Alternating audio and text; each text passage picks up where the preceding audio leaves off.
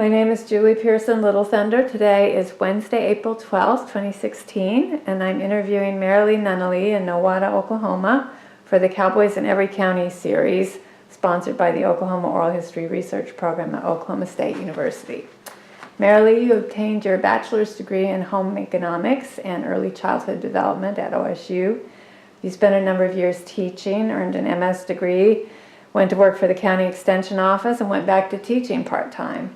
Now that you're retired, you're pretty busy volunteering, I understand. And I look forward to hearing more about your life, your OSU experiences, and your current work. Okay. Where were you born and where did you grow up? I was born at home in a little community called Lone Oak, which is about 3 miles north of Hartshorne, Oklahoma. And I went to elementary school. When I enrolled, it was a 2-room school, but by the time I finished the 8th grade, it was down to a 1-room school system. So I've had kind of a varied background and laugh about how many times I actually graduated. So, what did your parents do for a living? my dad was a coal miner. That most people who grew up in the southeastern part of the state, Krebs, McAllister, were involved in coal mining. And my mother was a stay-at-home mom who could, whatever needed to be done, she could handle it. So a great role model for me. Brothers or sisters? I am the youngest of 3 children. My brother is 6 years older. My sister is 18 months older, and she and I have a fabulous relationship, have a lot of fun together. We like to travel, and we do weekends in Tulsa together, and just generally enjoy each other. That's great. What was your favorite subject in school? Probably home economics. That my teacher was very knowledgeable, and again it was a whole new world for me in that my family didn't have a whole lot of money, and when I saw my first set of matching pots and pans, I was really surprised that I didn't realize people had that. I really enjoyed home economics. It was a real eye-opener for me, and I really loved it. So that was it. Was the emphasis on sewing as well as cooking? Was it a... No, most home economic programs, which are vocational, have to teach 6 or 8 weeks of a gamut of different subject matters, and so no, it wasn't concentrated in one area. What kinds of things did you do for fun growing up? Oh gee, we were country kids. We had horses we rode. We even had a cow or 2 that we would ride. All of our city cousins would come and spend the summer with us. And so there was usually anywhere from 3, 6, maybe even 9 extra kids during the summer. And the boys could sleep outside and the girls got the beds inside. And we had a pond, and of course we swam 2 and 3 times a day. And my mother was a fun-loving person that she would ride with us. She would do anything we wanted to do. There was a mountain which was called Round Top, and I think it's like 2 or 3 foot too short to be a mountain. And that was one of our favorite places to track up to and have a lunch and come back down. So we were always on the go. Favorite memories, there was always gardens, there was always sheep, there was always cows, newborn calves, chickens, anything we wanted animal-wise, we had it, dogs, cats. A fun thing we did was to dress up our animals. Our cats would have bonnets on them, our dogs would have on a t-shirt, long before I ever saw that. So as I say, we had a fun time growing up, and some of our cousins who lived in a big city, lived in St. Louis, would spend the entire summer with us, and they laughed and joked and said that was the reason they didn't go to reform school, was because they were busy in southeastern Oklahoma. You had a great family summer camp, Yes. sort of. Yes. Did you make those, help make the bonnets and the t-shirts? I had always sewed. Even my mother sewed, and probably that was the reason why I was interested in sewing.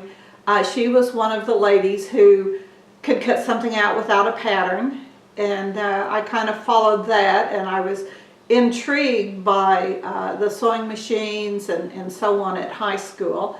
And I was involved in 4-H from the time I was 9, and we showed animals. We would take a few animals to the Oklahoma City Fair, which was really an eye-opener for country kids to get out. And also while I was in 4-H, I did judging for canning, which is something that went by the wayside. And of course the sewing, the baking was always a lot of fun, and public speaking was fun. And one of the fun memories from childhood was that most country schools had an elaborate Christmas program. The younger kids would put on a play, the intermediate kids, and then the older kids would put on different plays, complete with costumes and then the singing. And so really that was a fun time too. Those were good memories. Was there anything that kind of foreshadowed your getting into teaching? I really never thought about anything else.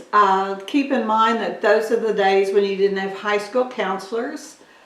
There was a junior college that was like 12 miles from the house.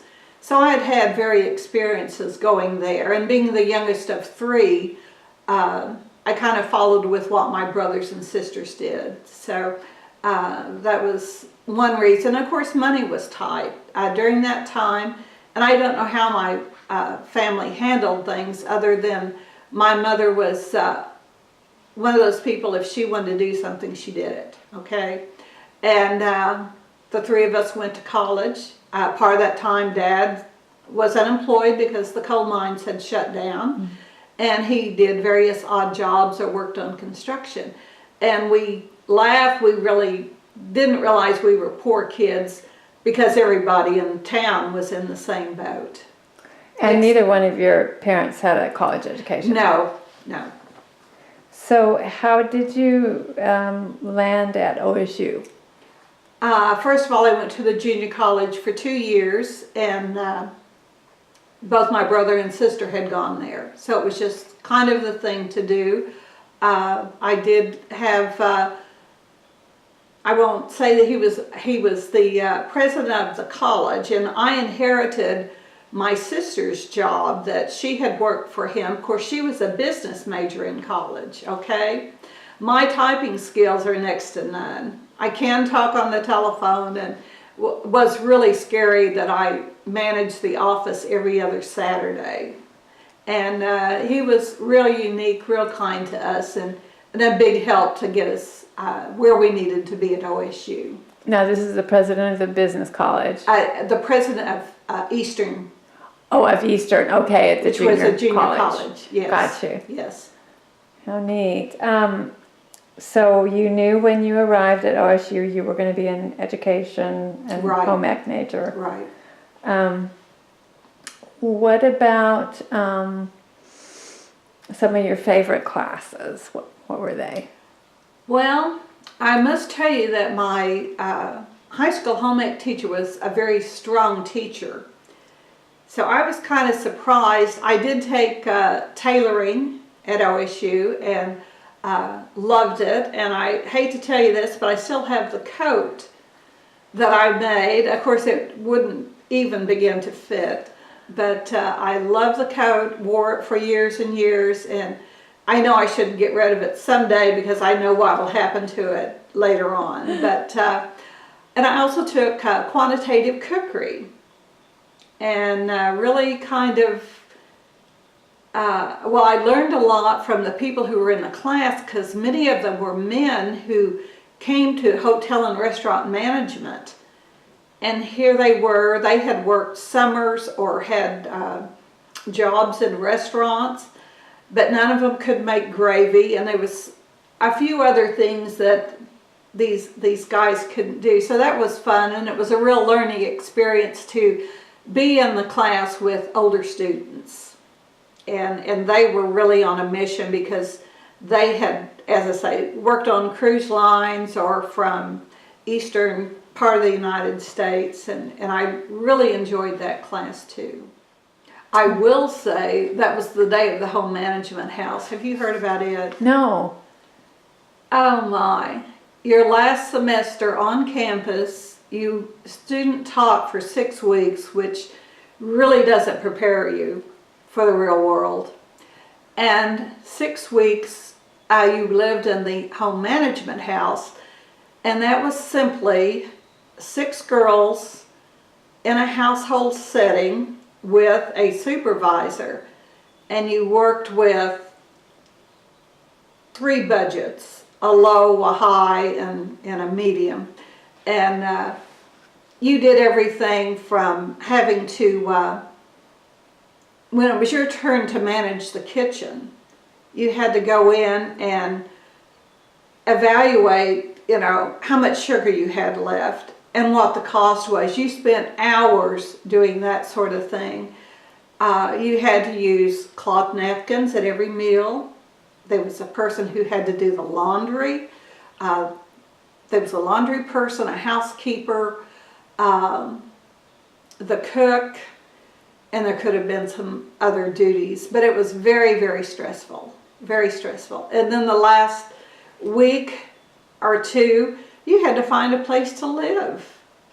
You were out of the home management house, you were out of student teaching, so you still had 3 weeks or more of school, and you had to find someplace else to live, which they've since gotten rid of it. And it was not a good situation. Not a good setup. No. Now this is just for the home ec majors, Yes. right? This particular house. Yes. What building was it housed in? Do you remember?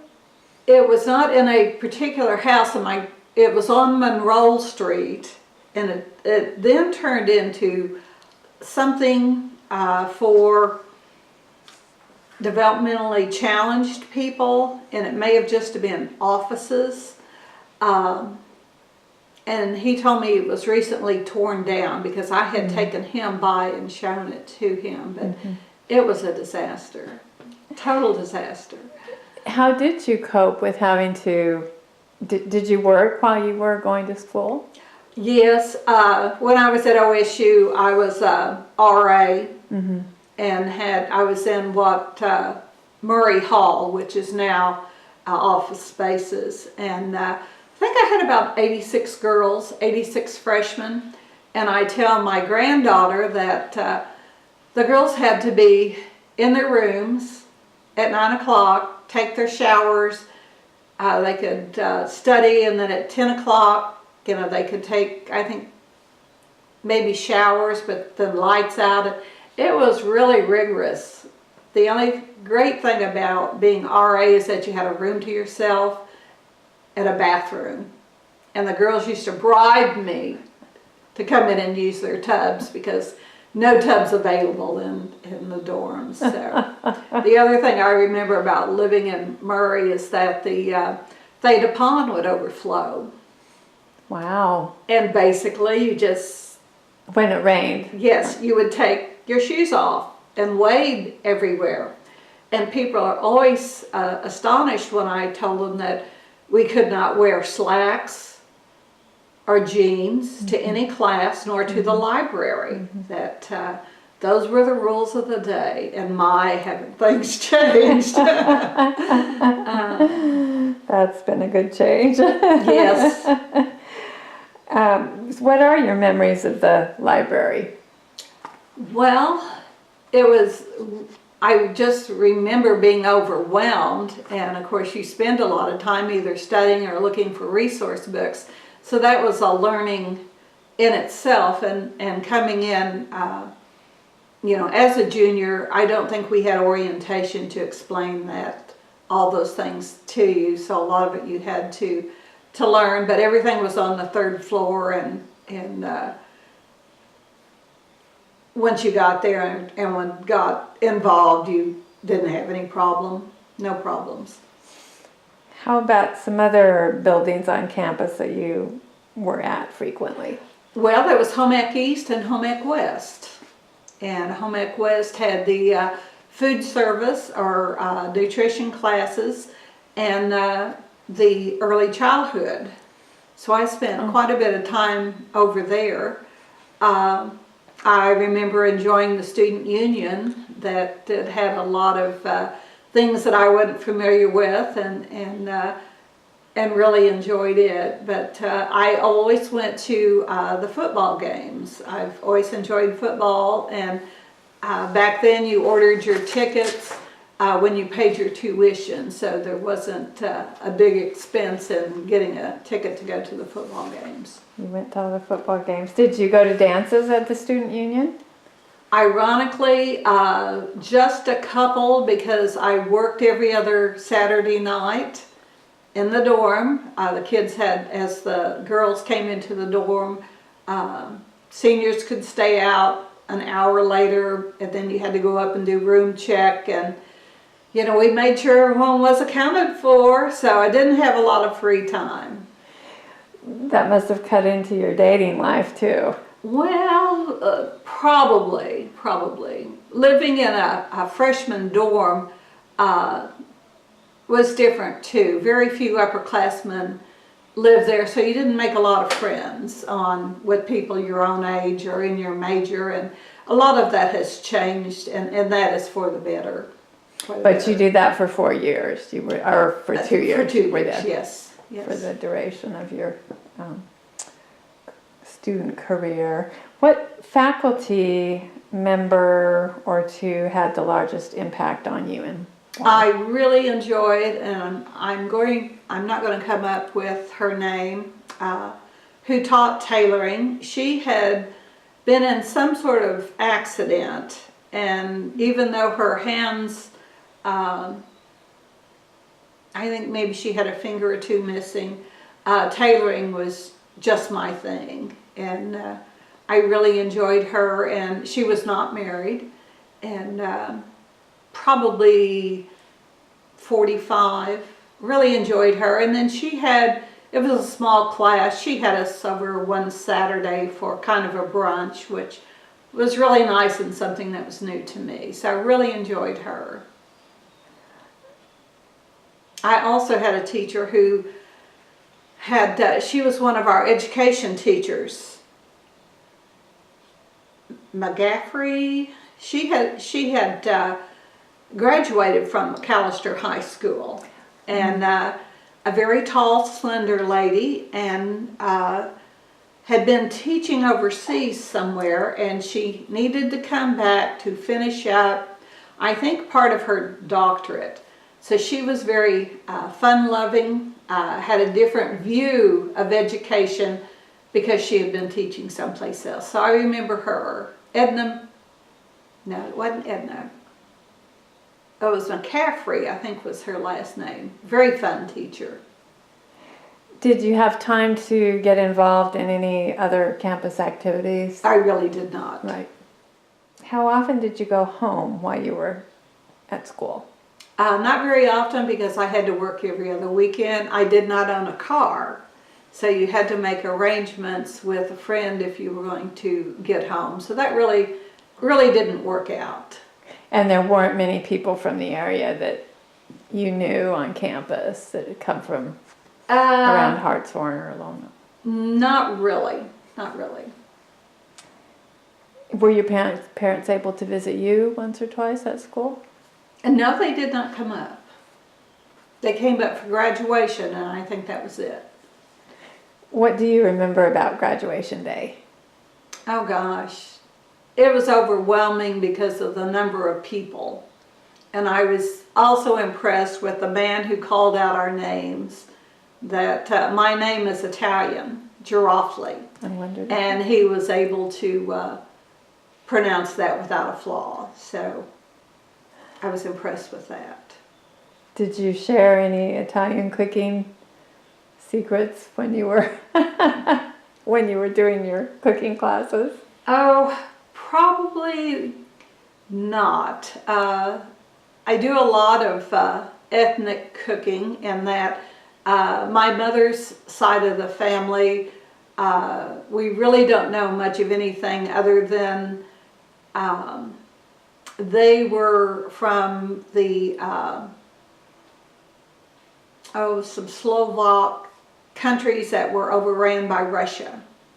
And we've been trying, and I've learned a lot, but haven't been able to break through as to what port of entry they used and so on. And then my father's mother and dad, my grandfather came over by himself when he was 12 years old. Oh my goodness. And then my grandmother came over with her mother and dad and 2 other siblings. Her parents returned to Italy, that they did not adapt to the changes, and she and her sister stayed as kind of indentured servants or housekeepers until they got married. So I do the cooking. I do, we make tortellinis at Christmas, and I'm the leader of the pack on that. I told my sister she needed to learn, but fixed that, fixed cabbage rolls, polenta. Been trying to find some recipes. I can remember the names of them, but they're not listed like that in cookbooks. You've mentioned Theta Pond overflowing. Do you have any memories of Old Central or Gallagher, Iba, those buildings? Other than knowing the location of Old Central, I think it was closed when I was there. Gallagher, I remember immensely from 4-H Roundup. They held that there. They had, all of our general sessions were held in Gallagher. Of course, we weren't allowed on the floor, but all of the group sing-alongs and everything was held in Gallagher. How about events like homecoming? Were the dorms involved in that in any way, or did you decorate at the dorm for holidays? I was trying to think. I don't think the dorms did that I can remember. We did have a Christmas dance. That was an activity.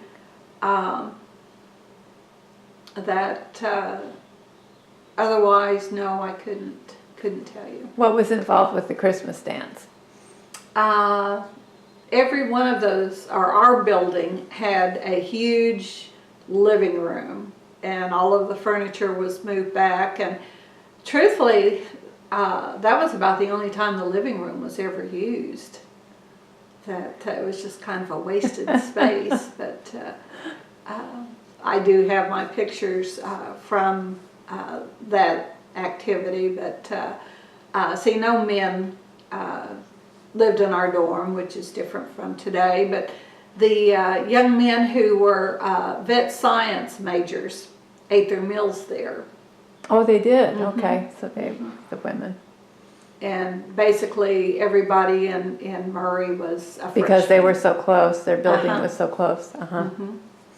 Interesting. What are your memories of the town of Stillwater? I walked to Stillwater downtown because I had no car, and it was a good way to kill a wonderful Saturday. And Murphy's was there and is still there, and is a place I still frequent. Katz was a fun place to go into. As far as eateries, the Hideaway was the big place to go on Campus Corner. And was that relatively new? I couldn't tell you, but it was one of the big hangouts for all the kids. Right. Yeah. Okay, after graduation, how did you use your degree? I came to this area and I taught general home economics for 1 year. There was a small school about 12 miles from here. And I can honestly say that I learned much more than the students ever learned. But they see a first-year teacher coming, and I was cheerleader sponsor.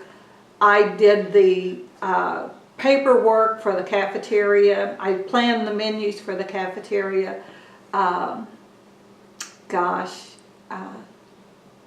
Junior class sponsor. They just see you coming, and I would just agree and did all of that. But I did take the cheerleaders to a clinic, a one-day cheer clinic at OU, and we, I don't know where we got our money or whatever, but one of the men teachers offered to drive us, and he accidentally put the wrong kind of gas in the bus, and we got stuck. Luckily at Midway we made it back and sat there for hours until they sent another bus to pick us up. And he just shared with me, he's a friend of my husband's, and just recently shared that the reason why we had bus problems was because he put the wrong gas in the bus, and had never shared that before. But anyway, it was a good experience for me.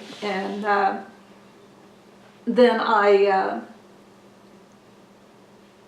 went back and got a degree in, I got a second teaching certificate in special education.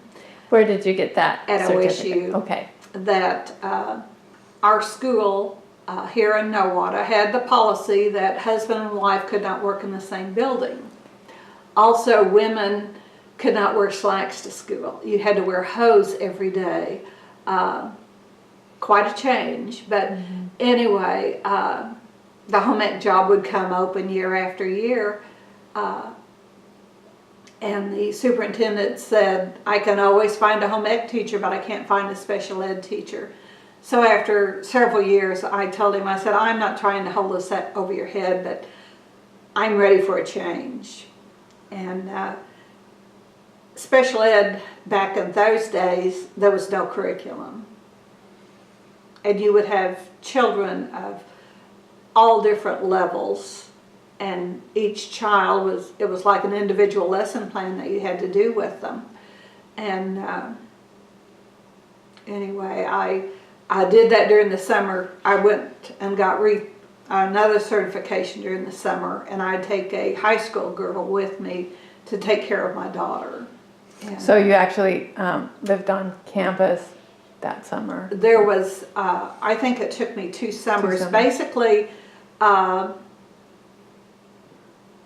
later on, UCAT opened in Tulsa, which later became the branch that OSU has now. And it was in the building where the social services were. And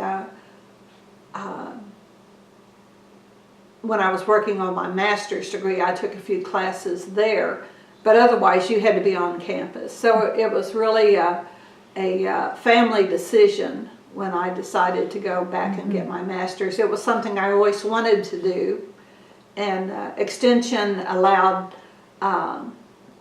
release time. Otherwise I couldn't have survived that. So it's a whole lot easier now to get a master's degree and not have to drive 2 hours to get onto class. Well, how did you meet your husband? We never discussed that.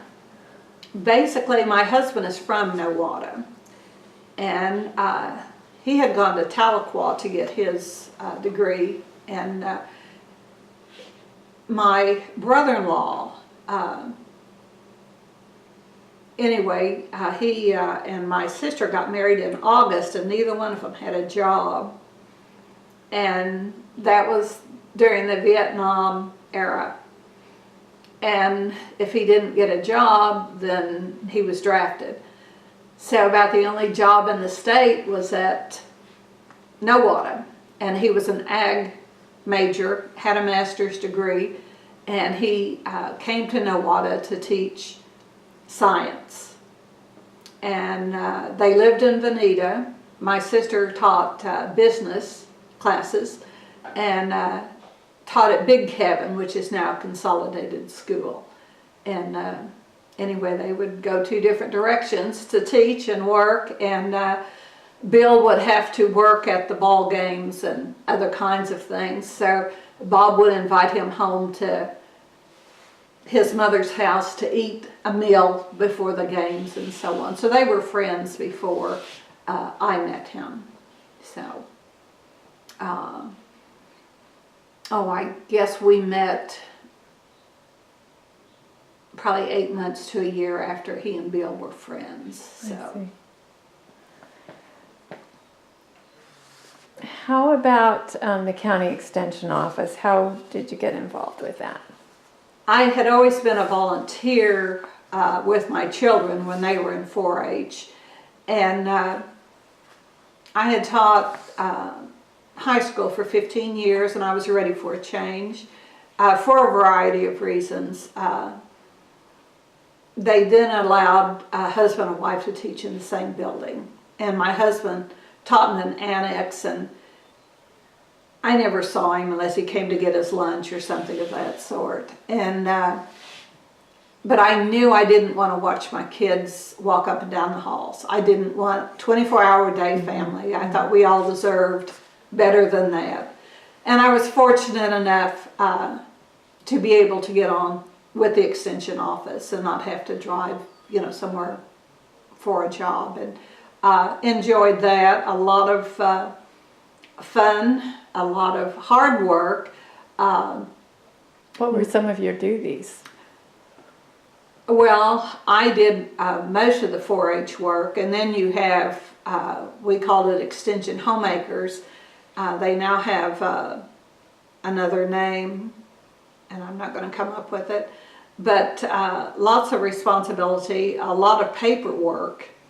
And during that time, I think I worked with maybe 4 different agents, men. And after a while I thought, I'm just going to file for county director. I can do that job because I do it, that they'll leave it open for 6 months, 8 months. So I decided to file for county director, and very difficult working with budgets. At that time, most of your budget did come from the county. And Nowata County was one of the first counties, probably the second or third, who passed the 1-cent sales tax that helped to fund extension. And that was a plus. But through the years, as many things, the sales tax has dwindled from the extension office and goes for other kinds of things. But anyway, probably the most difficult thing is working with the county commissioners and budget. The work, the people, again, it's an opportunity to learn so much. And I know as much about gardening probably as many of the men did who came in to take the job, because I'd been raised in a garden, and canning and those things were just second nature to me. So a job I thoroughly enjoyed. What motivated you to get back into teaching part-time when you finally retired from the directorship? I'd always been involved with the school in various different ways. That a lot of times I would be a speaker or serve on a panel, and I really can't. The superintendent at that time was a woman, and the person who was in charge of special programs, she was a volunteer from the Tulsa area and drove to Nowata. And I had known her for quite some time, so she was really the one who approached me and said, we have the opportunity to write some grants, but we need someone to manage them. Would you do that? And so after the first year, I took over writing the grants, and I did Parents as Teachers, which our school systems, a lot of them don't buy into it. And I wish they did, because it is basically for young mothers at the hospital. The babies are rated on, it's the APGAR test from 1 to 10.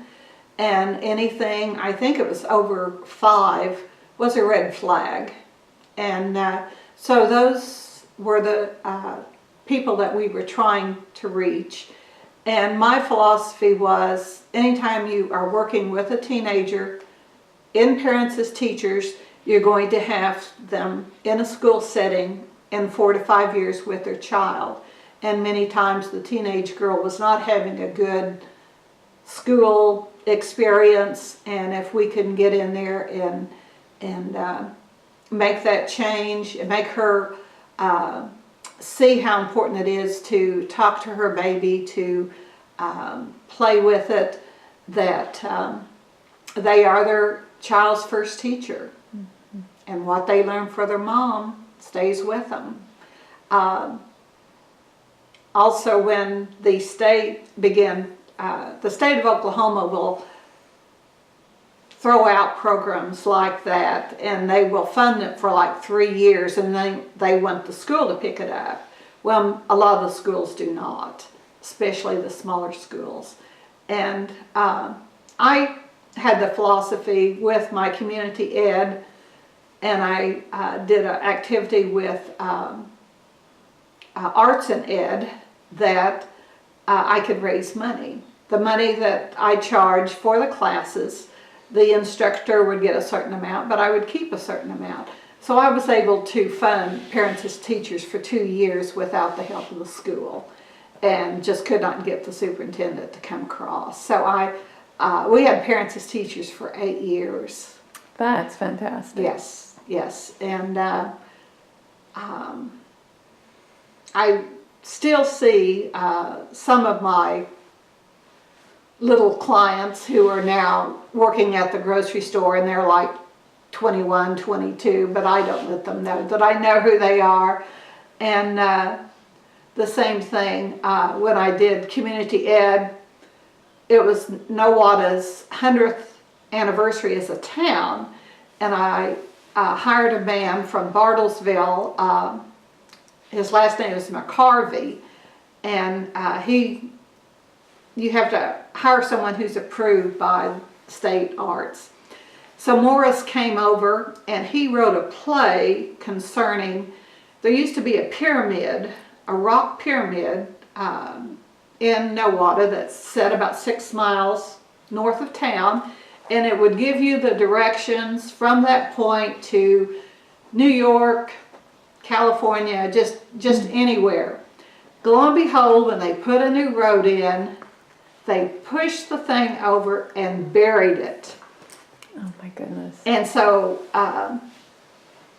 when he asked me something significant about Nowata that might fall into the era of the 100th anniversary, that came to mind. I had worked on the project with the county commissioners trying to locate it. That we ran articles, I wrote articles for the paper. They had people with different kinds of machinery to come out in the area they thought was. So it's still buried out there somewhere. And maybe in my lifetime someone will uncover it, or we'll have a flood and the water will wash it somewhere and we'll find it. But I've seen pictures of it. And anyway, but that's what our play was about, and we ran it 2 nights, or a night and an afternoon, and so I was able to make money, and that's how I funded Parents as Teachers for 2 more years. But, that's wonderful, and it's not easy to raise money on a play. No, you have to have a lot of kids in it that they bring grandma and mother and dad to see. Yeah. It's kind of interesting because you've had this, you can tell you've had this big impact And yet, as you say, it's, you know, you were writing grants, you were working behind the scenes, so people don't know you as that kind of the person who implemented the program. Right. Yeah. Yeah. What neat accomplishments. So tell us about some of your volunteer activities now. Okay. Probably during the past year with the State Retired Teachers Association, I have served two-year terms on committees. And basically that's how you find out how the mechanics work up here. And that's what I wanted to do. I wanted to make a difference. I didn't join the Nowata Retired Teachers Association because I was still working and I knew I couldn't participate, so I didn't join it for 10 years later. So I know how things work at the state level, and I'm involved there, and we do such things as postcard writing when budget cuts were coming and some other things, and I truly made a difference, And then things that I do with retired teachers in the county is that there is a one-room school which has been renovated and was a thesis project of a lady by the name of Ann Duggar. And every spring, and it's coming up next week, we have a workshop, the fourth graders in the county are invited to come out for a day to see what it was like to be in a one-room school. And the lady who handles it taught in her early days as a one-room school teacher. And we do fun things. They have to write with a pen and quill. They have to memorize. They do, she has a hectograph. Remember that gel stuff? They make their own picture. And then, of course, the old-fashioned slide is still there. The merry-go-round, the outhouses. The kids love the outhouses, but they don't have to use them. Anyway, they can go see what the outhouse is. And then we play some of the games like Annie Over, and we have a softball game. And these are things kids don't get to do at recess. And they bring their sack lunches and we eat. So it's a neat experience. And then we've had a couple of senior citizen groups, one out of Grove come over, and I don't recall where the other one was from, but people get married out there. They have class reunions. They used to have church out there. And the kids can see what a real blackboard looks like. What are some other things? Well, there's a stage. There's a Bible in the classroom. There is the picture of George Washington and whoever was president at that time, and I don't remember who that was. But also, I've been in every office for retired teachers, and we do things at Christmas time for the elderly and for the teenage children who are not on the angel tree. That the angel tree works if you've been on it 1 year, you can't be on it the next year. So there is a place where people can go and get gifts, and we do it for teenagers because it's no fun to buy for teenagers. Right. Nobody buys for teenagers. You pick up dolls or balls. I'm active in my church. I'm a member of the Catholic Church here, and I'm a Eucharistic minister, and just recently quit being a lector. That I got where I didn't feel comfortable doing that, so I quit doing that. The schools are not contacting us anymore to come and be test monitors. That they're requiring the teacher who they take those kids out of their class to do it. And that's a hard day because you just sit. You cannot read, you cannot fidget. And so I really don't miss that. But and you volunteered as an association for that.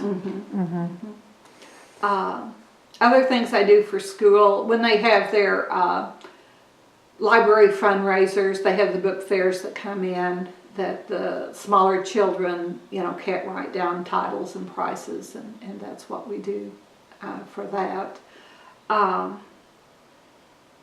Trying to think what else. I am an avid knitter and belong to a group in Bartlesville, and we do all sorts of charity knitting, the chemo hats, the baby hats, the blankets we make now are to go over a car seat, so that doesn't take much time, but thoroughly enjoy that. I was trying to think what else I do with my time. Do you ever make it back to OSU for sports or other events? Our grandson is somewhere between his junior and senior year of engineering, and he invited us down to the spring football game this Saturday, and I don't know if we're going to go or not. As I say, we just got in from Austin on Sunday and or have played catch up, but yes, and we were just there 2 weeks ago. My husband belongs to the Senior Golf Association, and he's on a committee, and they meet in Stillwater because it's central. And we were there just 2 weeks ago and ate at the, is it the Red Dirt Bakery? Yes. Red Rock. Red Rock Bakery. Yes. Yes. Marvelous place. We're probably on campus 4 times a year, and we'll just go down to take our grandson out to eat too. So, Is he the only grandchild that's attended OSU so yes, far? our granddaughter, and I will brag on them. John was valedictorian of his class, and Meredith is a senior and is valedictorian of her class. So very proud of both of them, and she too will be going to OSU and already has her room. And I make blackout shades for their dorm rooms, and she just got her room assignment last week and sent me the size of her window so I can fix the blackout shades. So Oh, what a great Yeah. gift. Yeah. And your daughter, am I right, went to OSU? Yes. Yes. Yeah. She and her husband both bleed orange, something terrible. My husband and I had season tickets for a large number of years, and then we turned them over to Angela and Steve, and they've always gone. I have to tell this on Meredith that she there's a little boyfriend involved, so she wasn't sure that she thought she might go to Wesleyan or she might go to Roger State, and everybody just kept out, no one said anything one way or the other. And then it came first football game, and she said, I've made up my mind. It's not like she hadn't been at every game since she's been 3, and well, I've made up my mind, I'm going to OSU. So she's excited about that. Are there many OSU graduates here in Nowata that you're aware of, other OSU alumni? A lady who works at the library, a Dorothy Gibson, is an OSU grad. And I know there's people younger than I, but I'm not going to come up with names right now. Right. If you really want to know, I can make a list. Well, what advice would you give to OSU students today? College is all about endurance. Endurance and getting to know your professor. And if you're having a problem, attack it immediately. Don't wait until tomorrow. How about faculty or administrators? Would you have any advice for them? I think they need to be very receptive. I am disturbed when I hear that a college professor has to curve his test. Should not be happening. I'm also disturbed, and I know a lot of schools do this, even where my little niece goes to private school as a 7th grader, that the assignments come over your internet.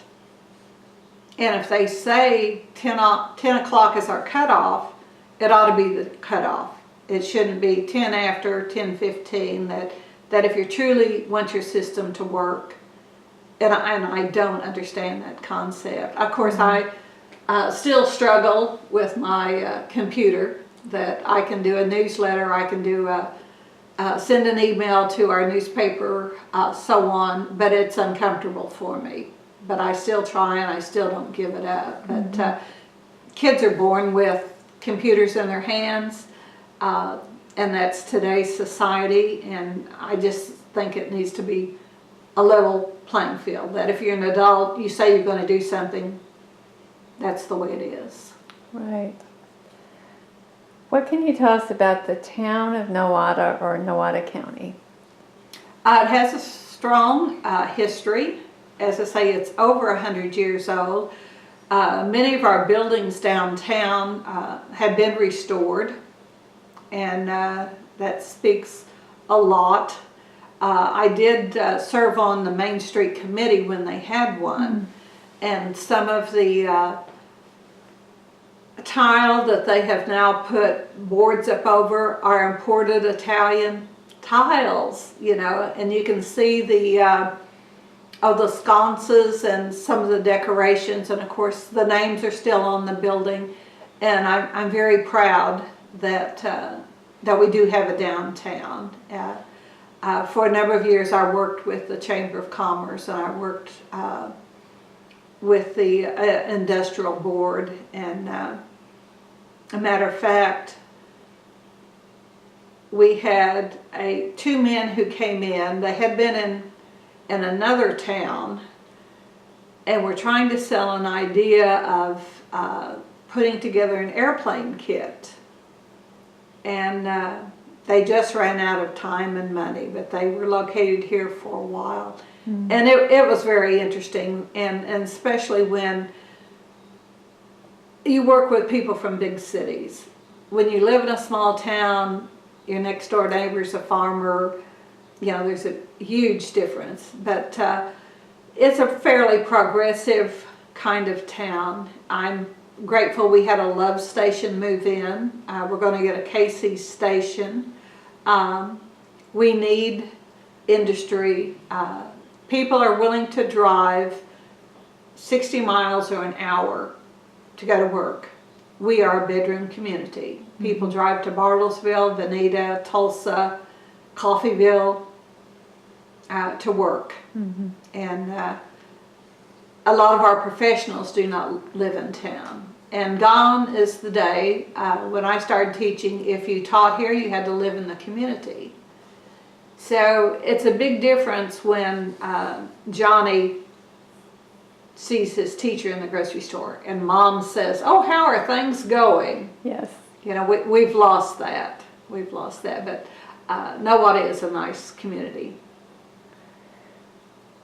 Well, how do you think your degree has impacted your career and your life? Oh gee, it's impacted my life greatly.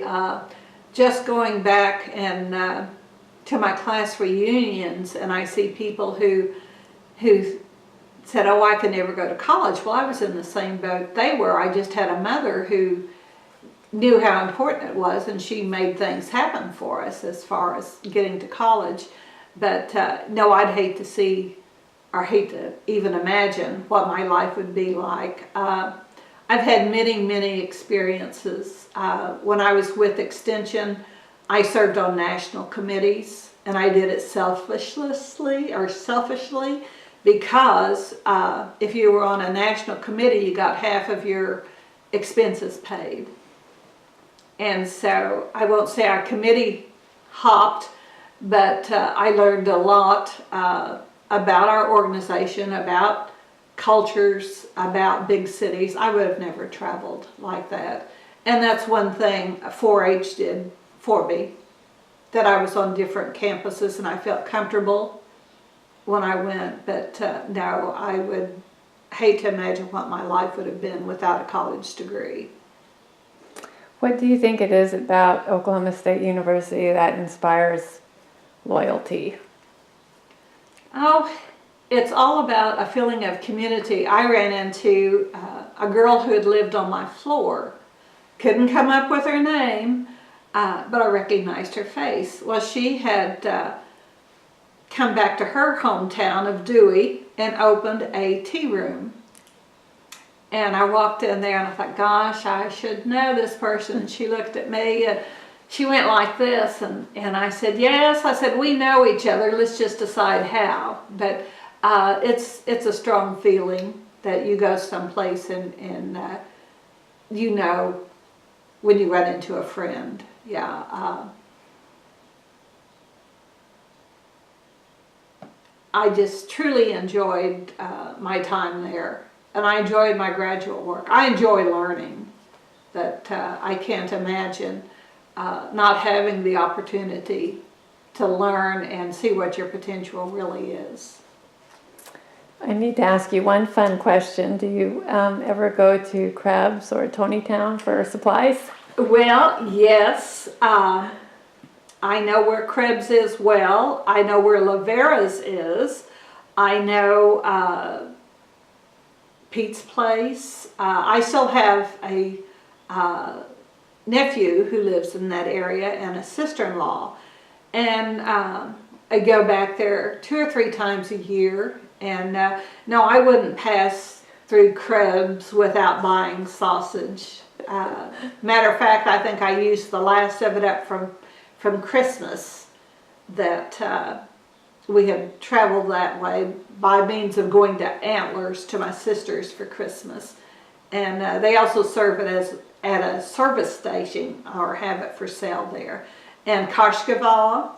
Also we have a store in Oologah, the Apple supermarket. They carry Lavera's products. So, you know, you're not that far from home. If you're dying for good sausage, of course, Petty's went out of business and you could always get it there, but yeah.